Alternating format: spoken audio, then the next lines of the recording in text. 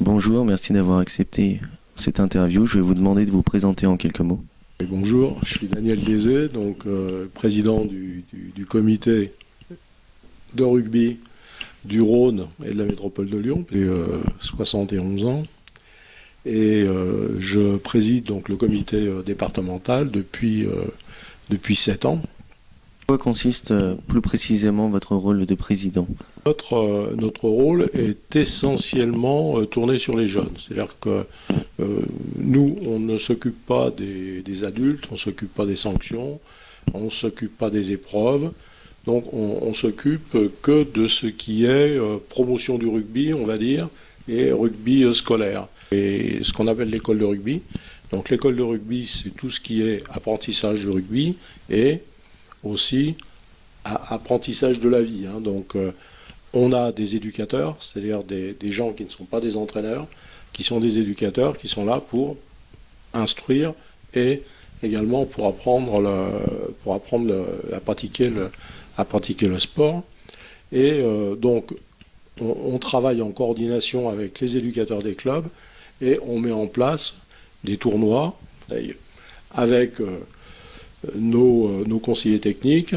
On essaie de voir ceux qui, d'ici 2 ans, 3 ans, 4 ans, ont un devenir. Donc, notre objectif à nous, en faisant ça, c'est aussi de garantir au club qu'il y a un travail qui va se faire avec notre comité, avec le club où sont ces jeunes et éventuellement les clubs où pourront aller ces jeunes. L'objectif du comité, si je reviens là-dessus, c'est de former des jeunes à un sport tout en conciliant également une éducation. Quelle action concrète menez-vous au sein du comité? Différente. On a fait 3 rassemblements. Sur ces 3 rassemblements, donc, on a fait des animations, des jeux et puis du rugby pour déterminer les qualités sportives qu'avaient ces jeunes.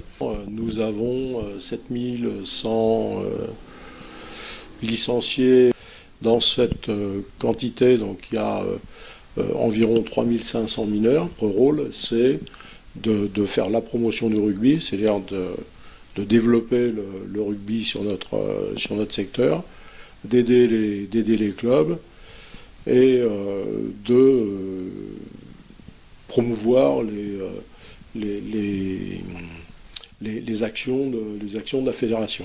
Comment vos instances accompagnent les clubs et notamment aussi l'axe des jeunes? Alors, la fédération donc, nous donne un cadre sportif, c'est-à-dire que nous avons, j'ai un petit peu parlé de conseillers techniques, on a ce qu'on appelle le rugby digeste, qui est notre bible pour les jeunes. Donc on sait de quelle manière vont jouer les jeunes en moins de 6, en moins de 8, en moins de 10, les dimensions des terrains. Donc, on a également donc, au niveau territorial plusieurs référents, un référent avec les scolaires, un référent avec les actions jeunes. Nos actions, nous, donc auprès des clubs, c'est d'aider les clubs dans leur structuration. Donc il y a des clubs qui sont totalement structurés et qui n'ont vraiment pas forcément besoin de nous sur le plan organisation. Si je parle du Loup, qui est le mieux connu, ils n'ont pas véritablement besoin d'avoir une formation comptable qu'on puisse leur dispenser. Par contre, on a des petits clubs. On a ici le club de Chaponnet, qui est un club qui existe depuis 8 ou 9 ans. Eh bien, c'est un club qu'il a été nécessaire d'aider, à la fois comment organiser un bureau, comment amener les jeunes sur le terrain, donc aider également donc, à la formation des éducateurs. Les éducateurs de club, pour la plupart, c'est des papas et maintenant aussi des mamans qui donnent un coup de main, qui sont des gens pleins de bonne volonté, il n'y a aucun souci, mais qui n'ont pas forcément la connaissance de la manière dont il faut organiser un atelier avec des jeunes. Donc le comité est là pour les aider via notre conseiller technique, donc d'apporter le soutien sportif au club. D'élu, notre rôle d'élu, c'est d'être en contact avec les élus des clubs et de les aider dans leurs choix politiques et également dans l'organisation des clubs. Perçu votre sport selon le grand public, justement pensez-vous que la médiatisation favorise cet engouement pour ce sport? C'est un peu pervers parce que on a un sport professionnel qui est une très belle image quand il gagne. Ça c'est sûr que on est très bien perçu. Par contre, quand on va sur le terrain, c'est-à-dire quand on va donc sur les clubs amateurs, on ne pratique pas ce rugby, sachant que ce qu'on voit à la télévision, ce sont des professionnels qui sont entraînés pour. C'est un sport de combat, donc on ne peut pas envoyer n'importe qui au combat, hein, et que si on n'a pas une certaine formation, il y a danger. Et donc l'image de la télé est une image très porteuse, puisque c'est un sport d'abord très convivial, et ça se voit dans les tribunes, on n'a aucun souci. Et on a vu avec la demi-finale à Saint-Étienne il y a une huitaine de jours, ça s'est extrêmement bien passé, tout le monde était content, et il n'y a aucun problème. J'ai pas vu l'ombre d'un képi autour du stade, donc c'est une très bonne image. Donc quand on retourne sur le terrain, on a souvent les mamans avec leurs enfants quand ils sont plus jeunes. Elles sont quand même un petit peu réticentes parce que elles ont cette image de rugby qu'on voit à la télé. Comment faites-vous pour attirer plus de licenciés? Justement, vous avez parlé aussi de l'encadrement, de la jeunesse. Justement, est-ce que cela permet d'avoir un tremplin et d'attirer plus de licenciés? Alors, on a des actions qui sont des actions grand public. On va avoir donc à la fin du mois, on a le tournoi des écoles de rugby qui aura lieu donc au parc de Paris. Ça permet de faire connaître la rugby et d'attirer des jeunes qui seraient intéressés pour ensuite aller vers les clubs. On a également donc des actions qui sont en début de saison. Il y a des actions avec les associations de famille. Donc il y a une journée donc, qui est consacrée au sport qui se fait sur les berges du Rhône tous les ans.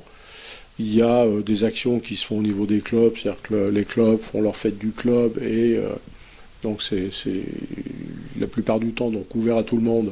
Également donc au mois de juillet, pendant 3 semaines, depuis une dizaine d'années, on est au lac des Sapins, donc à Cublise, où on participe à une animation multisport et où le rugby est représenté.